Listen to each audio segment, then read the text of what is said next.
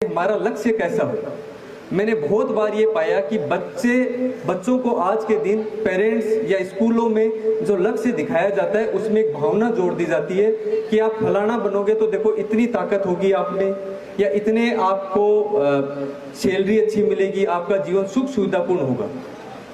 मेरा ये मानना है हम अपने लक्ष्य के साथ में ये बिल्कुल अटैच नहीं करें, बिल्कुल भी नहीं। क्यों? क्योंकि जो शक्तियां हैं उन शक्तियों का फायदा आपको तो कभी मिलने ही नहीं वाला। वो शक्तियां तो आपके माध्यम से दूसरों की सेवा के लिए है कि आप उन शक्तियों का इस्तेमाल करके दूसरों की कितनी सेवा कर सकते हो, ना कि आपके अपने उपभोग के लिए। एक कहानी मैं बताता हूं कि शक्ति अपने आप में अच्छी चीज नहीं है, शक्ति को धारण करने वाला व्यक्ति कौन है वो बड़ा महत्वपूर्ण है। एक संत की कहानी है। एक संत कहीं बैठे थे, वो किसी मुर्दे को जिंदा कर रहे थे। तो चार बदमाशों ने देख लिया उन संत को कि ये तो किसी मुर्दे को मंत्र डाल के जिंदा कर रहे हैं, बड़ा मजबूत मंत्र है, किसी तरीके से ये हमें मिल जाए।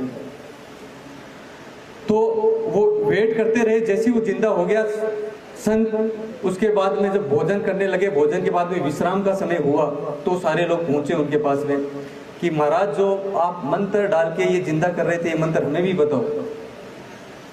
तो संत विस्मय में पड़ गया।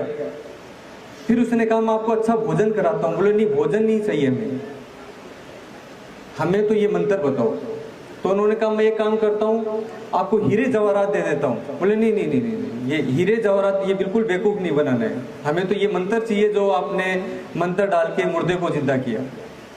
तो उन्होंने कहा एक काम करता हूँ, मैं किसी राजा का आपको राज्य का राजा बना देता हूँ, राजा अभिषेक करवा देता हूँ। बोले नहीं नहीं नहीं नहीं, ये छोटी बातें बिल्कुल मत करो, आप तो हमें वो मंत्र दो ताकि उस मंत्र से हम लोगों को जिंदा कर सके। संत भी सोचे कि कितनी बहस करूंगा मैं इनके साथ में। उन्होंने भी अपनी जिद छोड़ी और उनको वो मंत्र दे दिया। उसके बाद में वो लोग वहां से निकले और किसी जंगल से होते हुए किसी गांव की तरफ जा रहे थे। तो जंगल में शेर की हड्डियां पड़ी हुई थी, किसी मुर्दा शेर की। तो उनके दिमाग में खुरापाती ख्याल आया कि क्यों ना इस शेर को जिंदा किया जाए और लोगों को परेशान किया जाए।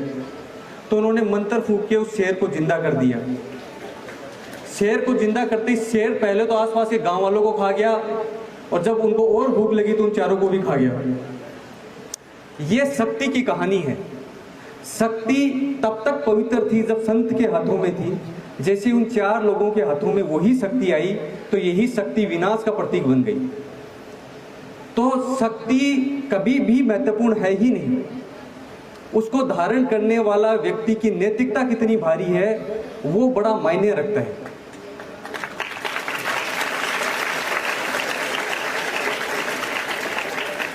तो आप कभी भी आप ये समझें कि आपके पास में शक्तियां, आप सोचते हो कि शक्तियां मिलेंगी, वो शक्तियां तो है ही नहीं। उस शक्तियों से इंपॉर्टेंट है कि आपका चरित्र क्या इतना नैतिक है क्या, कि आपको धारण करने के बाद में आप क्या संत की भांति व्यवहार करेंगे या उन चार लोगों की भांति व्यवहार करेंगे।